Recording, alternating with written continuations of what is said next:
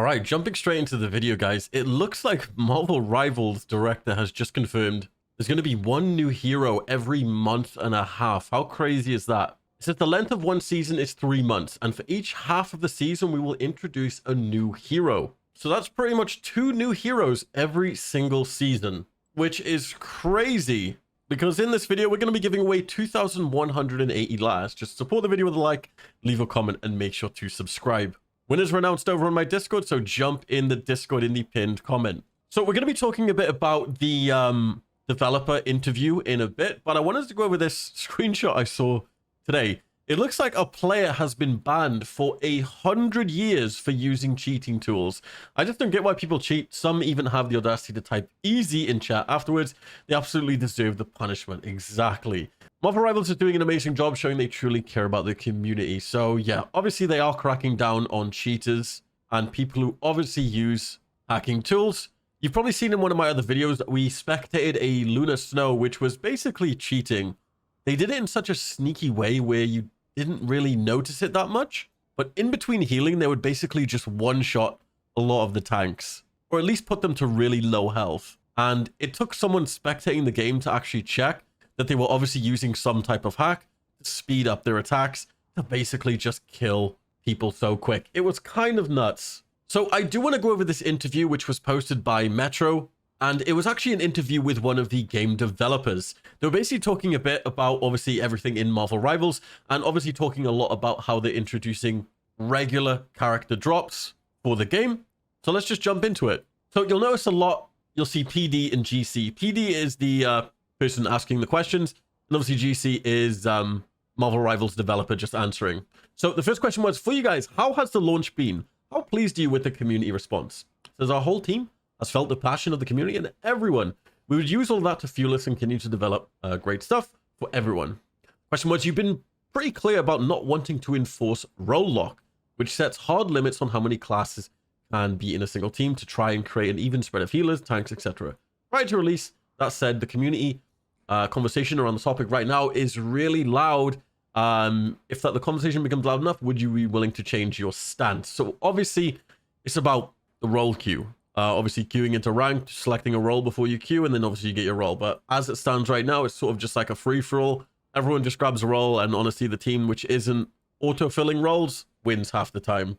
He says, yeah, so totally got that the community is discussing role lock and role queue as core. It's really about the game balance. So what we want to offer is more of a lineup or more team comp possibilities through our hero design and team up mechanic. So we'll be taking a little bit more of a Marvel-inspired approach. It's all about giving the players freedom to experiment and find their unique strategies, as we've seen in many games and streams. Post-launch, people have been exploring an indefinite amount of team compositions, and we're excited about what's coming. We believe no role queue will lead to a richer gaming experience for everyone. I'd love to know your guys' opinion on this. I honestly haven't really felt the pain of having to basically fill, as my main role is Vanguard, so nobody obviously wants to play Vanguard, so I've pretty much always got my role.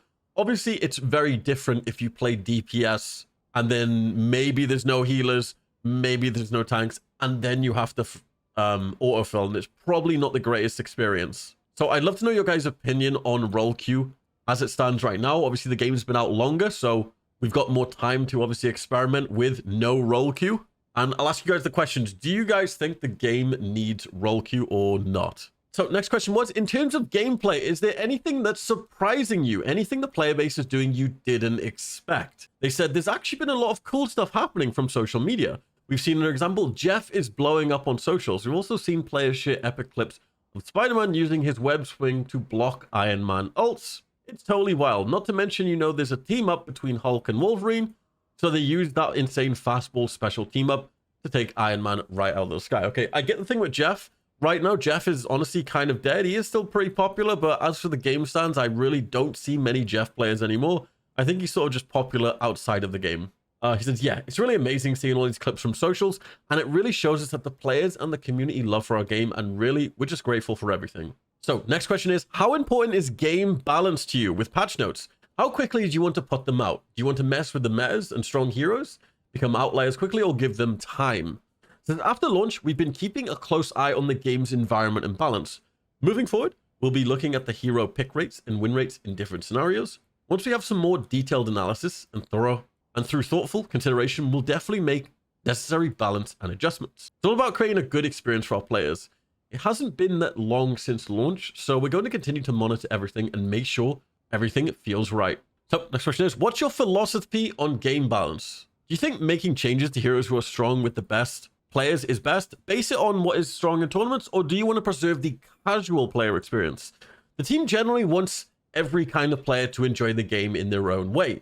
So instead of just zeroing in either tournament's results or quick play, we're going to take a broader look at the overall balance data on all the heroes in all the modes. Additionally, we've also introduced a ban pick system in higher tier ranked matches and in tournaments, obviously, yeah. So this adds obviously another layer of strategy for competitive players, giving them more choices how they want to approach every single game. I think this is pretty cool. They're not just looking at obviously the highest tier players, they're obviously taking a broader look. Because obviously you guys remember Wolverine was just bad. People thought Wolverine was bad. Wolverine right now is probably one of the best characters in the game. I'm not even kidding.